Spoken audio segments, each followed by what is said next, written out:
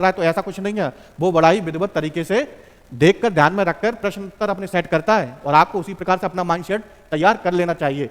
गृहस्थ आश्रम 3 आश्रमों से क्या है? श्रेष्ठ सिद्ध कीजिए। आश्रमों का प्रमाणिक उल्लेख हमें कहां मिलता है? देखो यहां पर हमें कितने आश्रम दिखाई देते हैं अपनी परंपरा में? 4। कितने? 4। पहला आश्रम ब्रह्मचर्य, दूसरा गृहस्थ, तीसरा वानप्रस्थ, चौथा सन्यास। और इन आश्रमों का निर्धारण कैसे हुआ कि ऋषियों ने क्या किया? मनुष्य की आयु को औसत रूप से 100 माना और 100 मानते हुए मनुष्य की औसत आयु को इसने कितना मान लिया?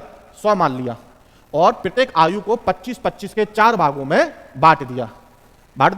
अब 25 चौके 100 और प्रत्येक आश्रम को 25 वर्ष की आयु निर्धारित कर दी। प्रथम 25 वर्ष ब्रह्मचर्य आश्रम के, दूसरे 25 वर्ष गृहस्थ आश्रम के, तीसरे 25 वर्ष जो है वो कहां के है? आपके वानप्रस्थ के, मतलब 50 से 75, और चौथा जो सेगमेंट है वो है 75 से 100, मतलब सन्यास। आजकल कौन जाता है 75 से 100 के बाद?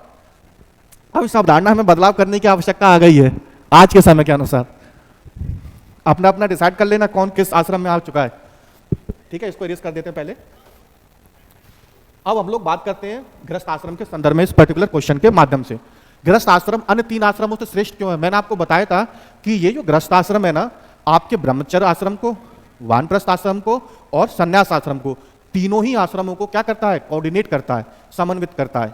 ठीक। दूसरा, इसी आश्रम के माध्यम से गृहस्थ आश्रम में काम, क्रोध, मोह, लोभ सभी व्याप्त हैं और इन तीनों चीजों से संघर्ष किसमें है?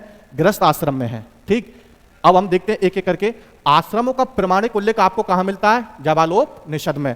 भारतीय प्राचीन कालीन आश्रम अवस्था में कुल 4 प्रकार की बात कर ली। कौन कौन से थे ये भी बात कर ली।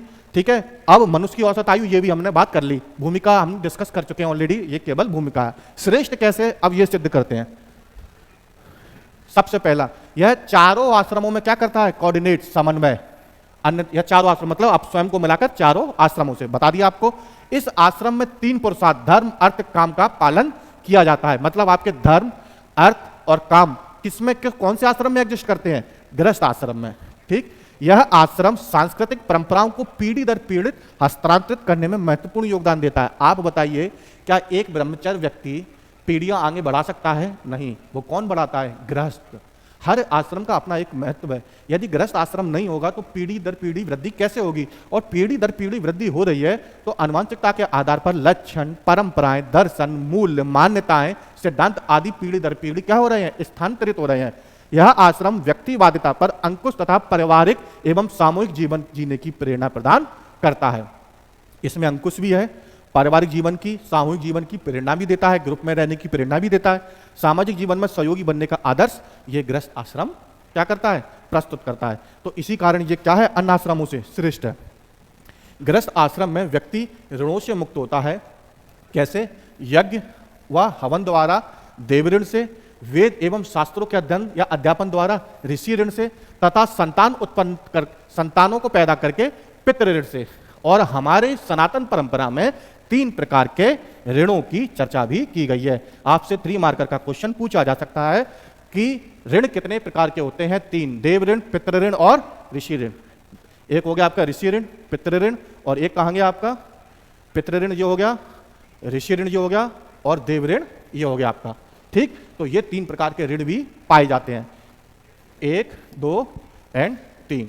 ठीक है। यदि आपने गृहस्थ आश्रम के माध्यम से संतानें पैदा की तो पितृ ऋण से मुक्ति, आपने हवन आदि यज्ञ किया तो देव ऋण से मुक्ति, और यदि आपने पठन पाठन का कार्य किया, अध्यात्म का कार्य किया तो ऋषि ऋण से मुक्ति। तो आप समझ लो ये 3 ऋण भी होते हैं हमारी पद्धति में और आपसे 3 मार्कर में पूछे जा सकते हैं। और गृहस्थ आश्रम इन तीनों ऋणों से मुक्ति प्रदान करता है, इसलिए ये अन्य 3 आश्रमों से श्रेष्ठ है। गृहस्थ आश्रम में ईश्वर की सरल उपासना, यहां पर शब्द होगा